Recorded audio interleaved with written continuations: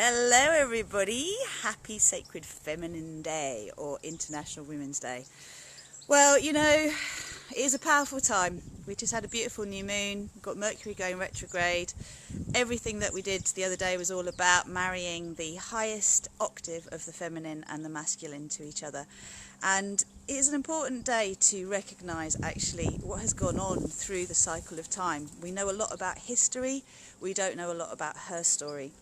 I found myself watching a programme the other night called Do Women Have a Higher Sex Drive Than Men? And it was a very, very interesting programme, taking us back to what time was like before patriarchy, what time was like before the mini ice age that meant that we needed to move into a more male-dominated type of culture that meant that we also really lost the secrets of the sacred feminine that we had once upon a time.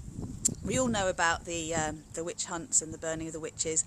I don't know where my blind spot was with this, but I only discovered through the programme that the majority of women that were actually burnt at the stake and branded witches were actually midwives. Now, as a doula, you know, we might call ourselves spiritual midwives. Doulas have always been companions of women during labour and also companions of those who are leaving the earth plane, so entering in and also leaving. And I think it's really important just to remember that back in the day, midwives not only knew how to bring babies into the world, they also knew how to prevent babies being conceived.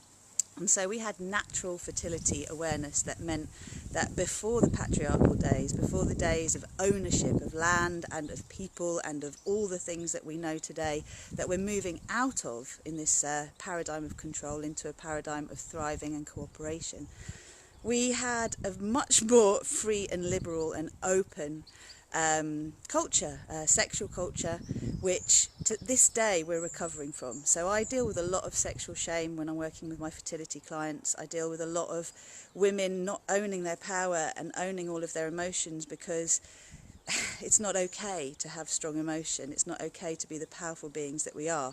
And yet we have a different strength to men. And this is not an anti-men rant because actually, if we believe in reincarnation, we've all been women, we've all been men. So we're growing, we're evolving. But I really want to celebrate a moving towards what we once knew. We're rediscovering all this ancient knowledge and wisdom we once had.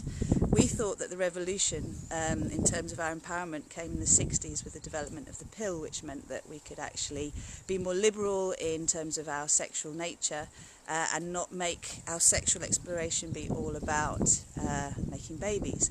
However, once upon a time we knew all about how to make babies when we want to and how not to make babies when we don't want to. And that is why the midwives were branded witches, because at a time after the plague when there was a serious need to repopulate, the establishment, which really is the church, the Vatican in particular, basically created a crusade against women. This is what it comes down to. It was like, okay, these women of knowledge, they must be got rid of so that we can actually start repopulating and start rebuilding whatever we need as a tribe to be able to keep going as we are.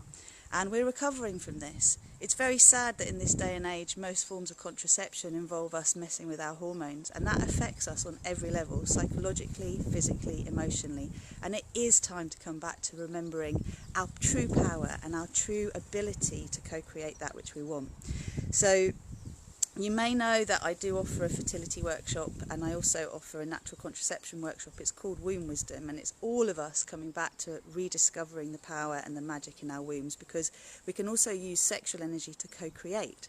And this is why I always say that sexual energy, fertile energy and creative energy are one and the same. And it is time for women to reclaim their power in this department. It is time for us to realise that our sexuality does not need to be tied up with the shame that came with being empowered in our sexual truth.